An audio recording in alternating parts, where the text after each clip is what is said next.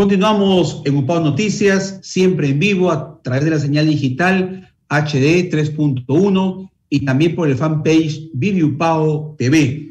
Son las 5:16. Vamos ahora a tener una importante entrevista con el doctor Humberto Enríquez Franco. Vamos a dialogar en esta oportunidad acerca de la elección de los magistrados para el Tribunal Constitucional. Según lo que se haya hecho conocimiento público, el próximo 7 y 8 de julio se puede elegir o se procederá a elegir a los nuevos miembros del Tribunal Constitucional. Un proceso que ha tenido varias, diríamos, opiniones diversas, algunos a favor, otros en contra, que se oponían que este Congreso sea el que proceda a la elección, pero para ello vamos a conversar con el doctor Humberto Enríquez para que nos brinde su opinión acerca de este proceso y sobre todo informar a la opinión pública por qué es tan importante la labor del Tribunal Constitucional en nuestro país. Doctor Enríquez, bienvenido a UPAO Noticias. Muy buenas tardes. Muy buenas tardes.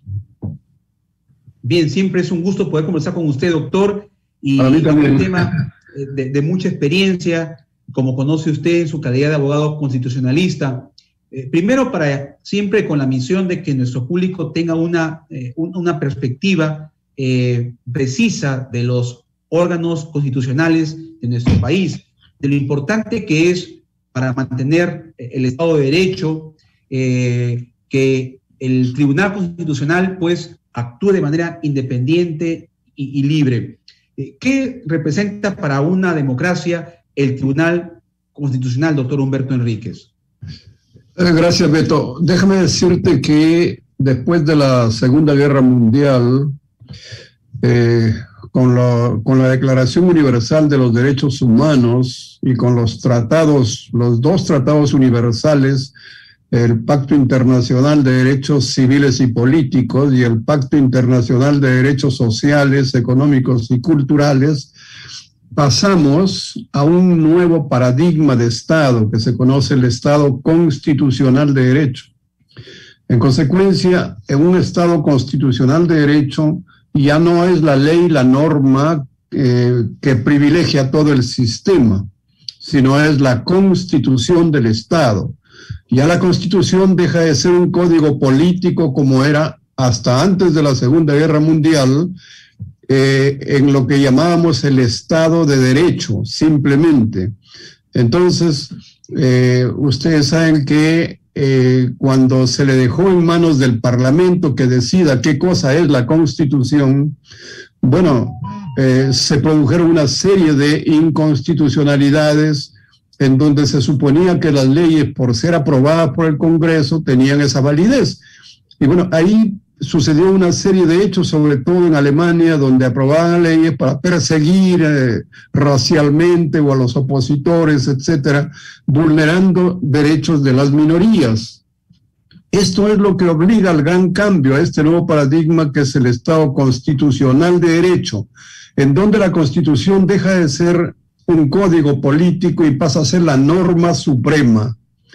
Y para que sea una norma suprema, que nadie puede estar por encima, ni gobernantes ni gobernados, es que todas las constituciones incorporan en su texto un tribunal constitucional que sea el encargado de hacer que la Constitución sea efectivamente una norma suprema. De manera que, ¿cuál es el papel, cuál es la importancia del Tribunal Constitucional? Es eso, hacer que nadie esté por encima de la Constitución del Estado, ni los gobernantes ni los gobernados. En consecuencia, si eso sucede, los derechos que están establecidos en la Constitución los tenemos asegurados. Los tendríamos a disposición y en el ejercicio pleno, sin ninguna clase de preocupaciones. Perfecto, doctor. En este contexto que usted muy bien nos ha ilustrado de la trascendencia e importancia que tiene el Tribunal Constitucional en el país, estamos en un proceso que ha sido muy cuestionado por diferentes voceros políticos líderes de opinión. Sin embargo, ya el Congreso decidió, y según lo que ha dicho el señor Rolando Ruiz, que es el presidente de la Comisión de Selección de Candidatos al Tribunal Constitucional de la República, se ha anunciado que este 7 y 8 de julio el Pleno del Congreso va a elegir a estos magistrados que van a cumplir tan importante misión. Desde su experiencia, doctor, en una oportunidad ya con usted habíamos conversado si era prudente, era oportuno que este Congreso elija a los nuevos miembros del Tribunal Constitucional cuando sabíamos de que ya había terminado su periodo de gestión hace buen tiempo estos magistrados.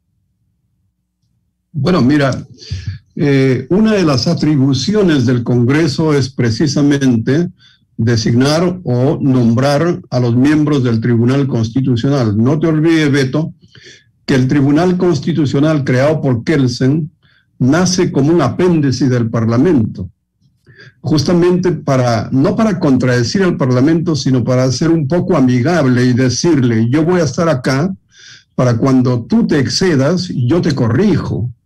O sea, así lo crea Kelsen, ¿no? Con esa idea. Y por eso es que casi en todos los países del mundo, bueno, pues el Parlamento elige a los representantes. Hay otras fórmulas, pero básicamente esa fue la idea del creador del Tribunal Constitucional, que fue Kelsen. De manera que el Parlamento tiene esa legitimidad para poder designar o nombrar a los miembros del Tribunal Constitucional.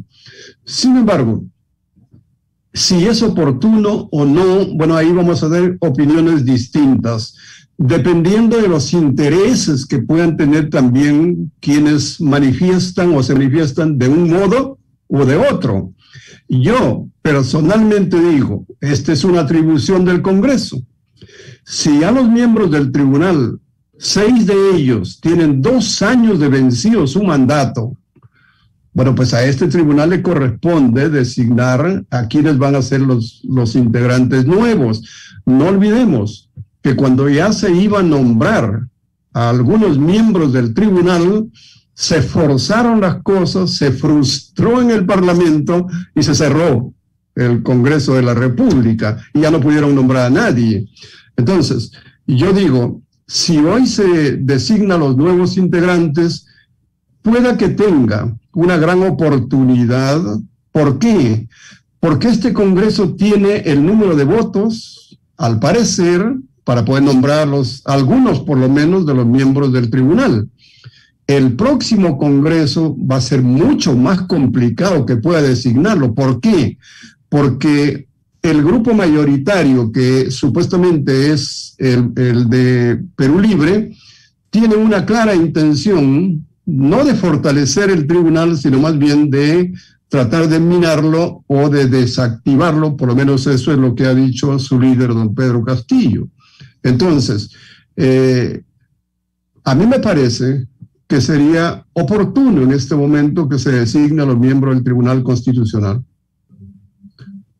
Perfecto, doctor. Ahora, en este proceso de selección que ya se inició, ha habido también algunos cuestionamientos respecto a aspectos vinculados a las preguntas. Preguntas que supuestamente, según los expertos que han tenido presencia en algunos medios de comunicación, han sido más preguntas vinculadas a aspectos ideológicos, como para poder ir midiendo la ideología, la percepción de estos aspirantes a magistrados del Tribunal Constitucional. ¿Usted comparte las opiniones, doctor? ¿O qué tipo de preguntas usted ha postulado? ¿Ha sido uno de los que ha integrado en estos procesos? ¿Ha participado con su experiencia? ¿Estas preguntas están bien enfocadas o es justo el cuestionamiento que se le hacen por ese tipo de interrogantes que les han formulado? Mira, yo postulé al Tribunal Constitucional y yo quedé entre los 20 seleccionados, de los cuales el Congreso podía escoger a cualquiera de ellos. Y yo estuve en el 6º lugar, escogieron a personas que estaban mucho más detrás de mí. Pero en ese momento el problema ideológico no estaba como ahora se está ventilando. ¿Por qué? Porque pareciera de que los miembros actuales del Tribunal Constitucional también tienen una tendencia orientada hacia determinadas corrientes ideológicas. Entonces, si eso se ha hecho como pregunta, será para ir viendo el equilibrio, que no sean de un solo lado, sino que también hayan pues un contrapeso, ¿no es cierto? Pero la verdad es que se debería nombrar integrantes del Tribunal Constitucional a aquellos que hayan demostrado que tienen una trayectoria democrática en su vida. Eso sería lo fundamental. ¿Por qué? Porque yo tengo la impresión que en el Perú, los órganos del Estado, llámese, por ejemplo, el Tribunal Constitucional, llámese ahora mismo el sistema de justicia con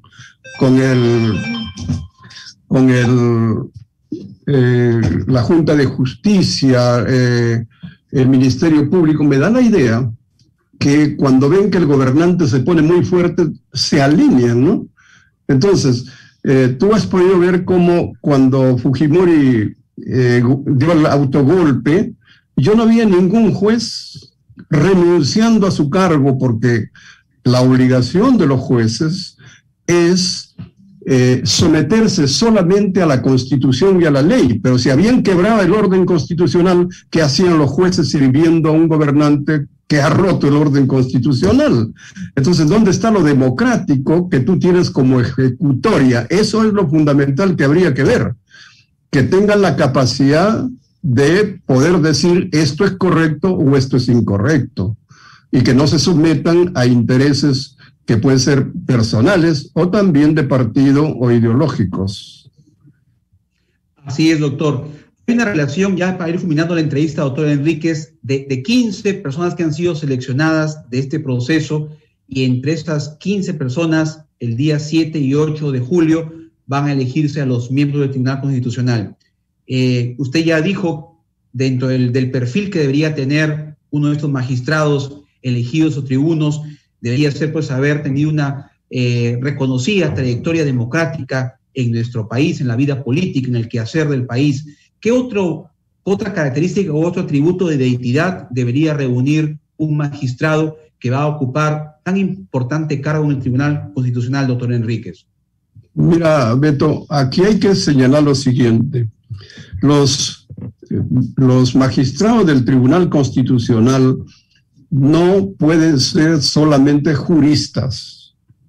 Juristas está muy bien para el Poder Judicial, pero para el caso de los magistrados del Tribunal Constitucional, además de conocer derecho, tienen que entender la política. Por eso la Constitución se llama Constitución política, porque sin la política la Constitución no se puede comprender. O sea, yo no puedo decir, yo soy constitucionalista y no soy político. Eso es imposible, porque entonces no entenderías qué cosa es lo que vas a resolver. Porque el Tribunal Constitucional lo que hace con sus sentencias es desanudar los grandes problemas políticos que se presentan en el país.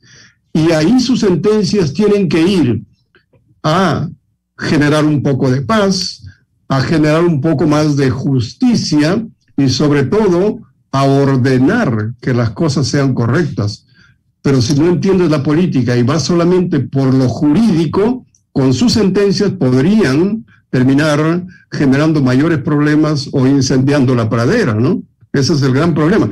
Un magistrado constitucional, además de jurista, tiene que tener un entendimiento claro de lo que es la política. Perfecto, doctor. Clara entonces la posición. Esperamos que este 7 y 8 de julio entonces sean las personas más idóneas con este perfil que usted muy bien nos ha compartido la tarde de hoy, para que puedan incorporarse y ser los miembros, flamantes miembros del Tribunal Constitucional en nuestro país. Doctor Enrique, siempre un gusto hablar con usted. Muchas gracias. Una palabra final, permíteme, Beto, decirte adelante, con todo gusto, doctor. Sí, que si es que saliesen algunos miembros que no son de la simpatía de determinados sectores, ten la plena seguridad que los van a bombardear y los van a deslegitimar.